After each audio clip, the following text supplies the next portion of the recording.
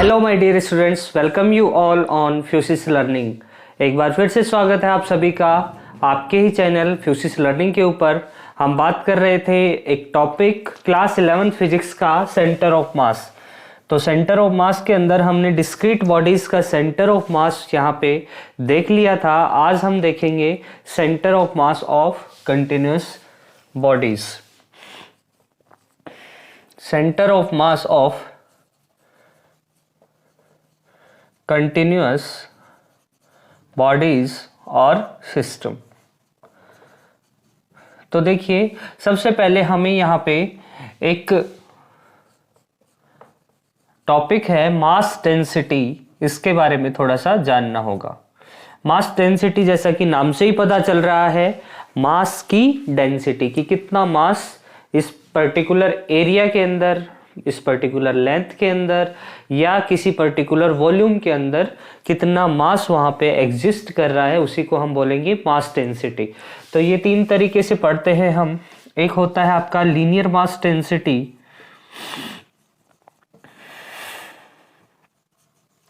Second one is areal या surface mass density, and third one is volume mass density. तो क्या होती हैं ये मास डेंसिटीज और किस तरीके से इनको डिनोट किया जाता है? तो देखिए, सबसे पहले आता है लीनियर मास डेंसिटी, इसको लैम्डा से रिप्रेजेंट किया जाता है।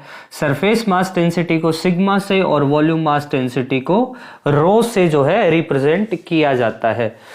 अब देखिए, अगर लीनियर मास डेंसिटी की बात करें हम, तो lambda is equals to m upon L से इसको लिखा जाता है किसी एल लेंथ की रॉड के लिए या वायर के लिए।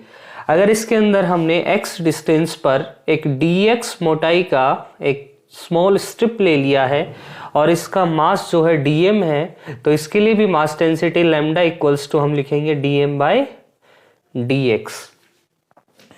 ये हो गया आपका लीनियर मास डेंसिटी। अब बात करते हैं एरियल मास डेंसिटी की। तो सिग्मा इक्वल्स टू होता है m बाय a। ये एरिया आपका कुछ भी हो सकता है। अगर आपके पास सर्कुलर डिस्क है जो जिसकी रेडियस r है, तो इसका एरिया क्या हो जाएगा? पाई r स्क्वायर हो जाएगा। अगर आपके पास एक स्क्वायर शीट है जिसकी l लेंथ है, तो इसका एरिया l स्क्वायर हो जाएगा। ओके, उसी तरीके से अगर कोई ट्रायंगल है, तो ट्रायंगुलर लेमिना है, तो उसके लिए half into base into height से डिवाइड कर देंगे।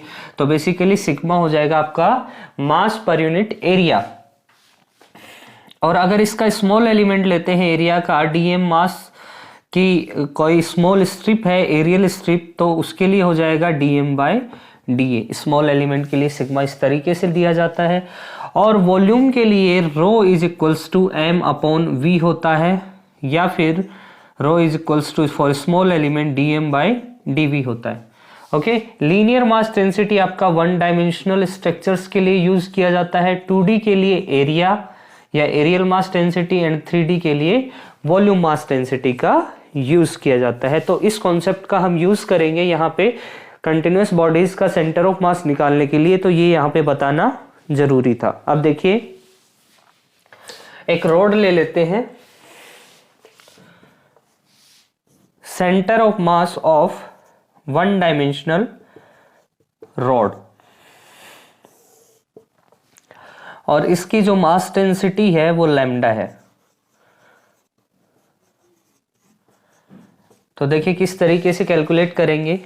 ये मान लेते हैं एक्स एक्सिस है और इस पर ओरिजिन से एल लेंथ पर क्या रखा हुआ है? एक रॉड रखा हुआ है। तो इसके लिए अगर हमें सेंटर ऑफ मास कैलकुलेट करना है, तो सिंपली हम क्या करेंगे? x डिस्टेंस पर dx मोटाई का एक स्मॉल स्ट्रिप ले लेंगे। तो यहां से सेंटर ऑफ मास x बार अगर हम लिखें या x cm, तो ये हो जाएगा integral x dm upon integral dm। देखिए, डिस्क्रीट सिस्टम से जब कंटिन्यूस सिस्टम में आते हो तो x बार भी चेंज हो जाता है। यहाँ पे हमारे पास sigma i equals to 1 to n M I X I था डिवाइडेड बाय सिग्मा एम आए, तो इसी को अगर हम कंटिन्यूस सिस्टम में चेंज करेंगे तो ये सिग्मा कन्वर्ट हो जाएगा इंटीग्रल में, और एम मास स्मॉल एम मास में, और एक्स हमारा एज इट इज रहेगा डिवाइडेड बाय इंटीग्रल डीएम। यही फॉर्मूला हमने लिखा है। अगर यहाँ पे मास डेंसिटी वेरिएबल नहीं है, लैम्डा इक्वल्स टू कांस्टेंट अगर दिया गया है, तो आप डिनोमिनेटर में जो डीएम है उसको एम लिख सकते हो, उसके इंटीग्रल को। तो यहाँ पे इसका फॉर्मूला हो जाएगा 1/m इंटीग्रल एक्स डीएम। इस फॉर्मूले में हम स्मॉल डीएम मास का और स्मॉल डीएक्स लेंथ का एक स्मॉल एलिमेंट है, तो इसके लिए dm lambda is equals to dm by dx हो जाएगा, यानी कि dm is equals to lambda into dx. तो यहाँ पे पुट कर देंगे values 1/m x into lambda into dx and the integral is from 0 to l। Lambda by m हमने यहाँ पे बाहर ले लिया, ये हो गया x²/2 0 टू l। तो यहां से अगर हम लिखें तो x bar is equals to lambda की वैल्यू m/l हो जाएगी, और एक है हमारे पास ऑलरेडी था, आप अपर लिमिट रखेंगे तो l²/2 minus 0²/2 that is l²/2 हो जाएगा। m से m कैंसिल, एक l से l कैंसिल, x बार क्या हो जाएगा l/2। और from symmetry we know that the centre of mass of a l length rod is at the center of this rod, that is the separation of l/2 from this edge or this point or this origin। इस origin से l/2 distance के ऊपर यहाँ कहीं हमें क्या मिलेगा, centre of मास मिलेगा।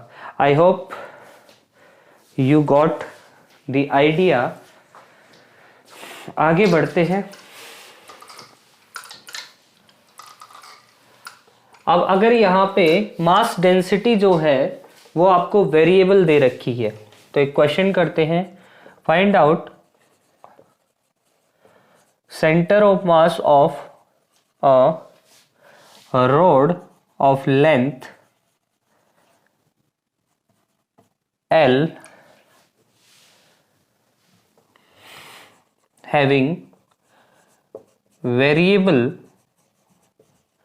mass density that is lambda equals to lambda naught x। मान लीजिए ये आपको दिया गया है, तो इसके लिए आपको क्या कैलकुलेट करना है, सेंटर ऑफ मास।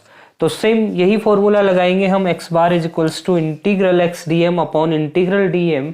लेकिन यहाँ पे जो डिनोमिनेटर में dm है वो हम क्या लेंगे, उसका इंटीग्रल m ना लेकर के dm की वैल्यू पुट करके इंटीग्रेट करेंगे, क्योंकि वहां पे dm के अंदर लैम्डा इंट्रोड्यूस होगा, और लैम्डा यहाँ पे इस बार वेरिएबल दिया गया है, दिस इज वेरिएबल। तो देखिए दोबारा से देख लीजिए, ये एक्स एक्सिस है, ये हमारी l लेंथ रोड है, this coordinate is 0 0, this is l0।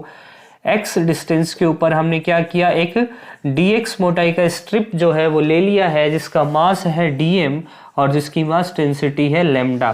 तो यहाँ पे लैम्डा इज इक्वल्स टू हो जाएगा हमारा dm by dx, that is you can find dm is equals to integral dm is equals to lambda into dx, cross multiplications. अब x bar हम जानते हैं क्या होता है, integral x dm upon integral dm,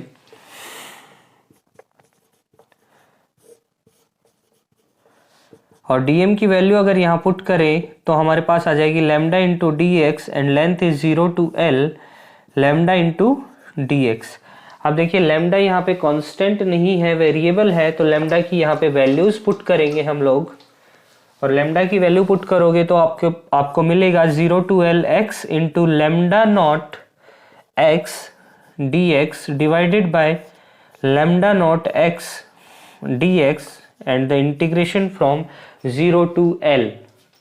अब इंटीग्रेट कर देते हैं, यहाँ पर x bar is equals to lambda naught बाहर आ जाएगा 0 to l x² dx and denominator is lambda naught 0 to L x dx। If you integrate this, lambda naught से लैम्डा नोट यहाँ पे कैंसिल हो जाएगा। x bar is equals to X cube by 3 0 to L and denominator में X square by 2 0 to L, that is L cube by 3 and denominator में L square by 2, that is 2L by 3 separation के ऊपर हमें क्या मिल जाएगा, centre of मास मिल जाएगा। यानी 2/3 जगह पे इससे 2/3 आगे आपको क्या मिलेगा, सेंटर ऑफ मास मिलेगा। तो इस तरह से वेरिएबल मास डेंसिटी अगर आपको गिवन है तो सिंपली लैम्डा की जगह हमें वैल्यू पुट करनी है lambda naught into x and then integrate it and then find the solution. तो इस तरह से आप किसी भी 1D स्ट्रक्चर का centre of mass find out कर सकते हो अगर आपको मास डेंसिटी वेरिएबल दी गई है तो ये था आज का आपका टॉपिक जिसके अंदर हमने रॉड को स्टडी किया, 1D सिस्टम को।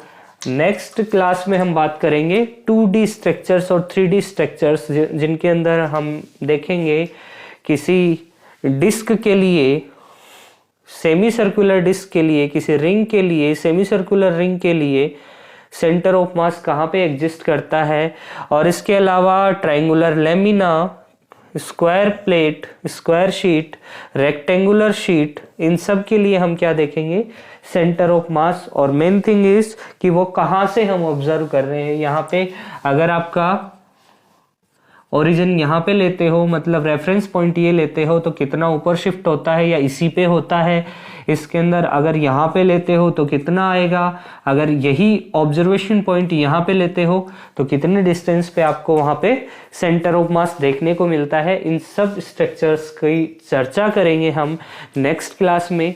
तो आज के लिए इतना ही, मिलते हैं नेक्स्ट वीडियो में। तब तक के लिए आप एक वेरिएबल मास डेंसिटी का रोड का ही क्वेश्चन करना, जिसके अंदर lambda equals to lambda naught x plus x square, अगर आपको इस तरीके से दिया गया है lambda equals to lambda naught x plus x square, तो इसका जो है सेंटर ऑफ मास कहाँ पे होगा किसी रोड के लिए, ये आपको फाइंड आउट करना है। ये होमवर्क है। मिलते हैं नेक्स्ट वीडियो में, अपना ख्याल रखिए। Thank you very much.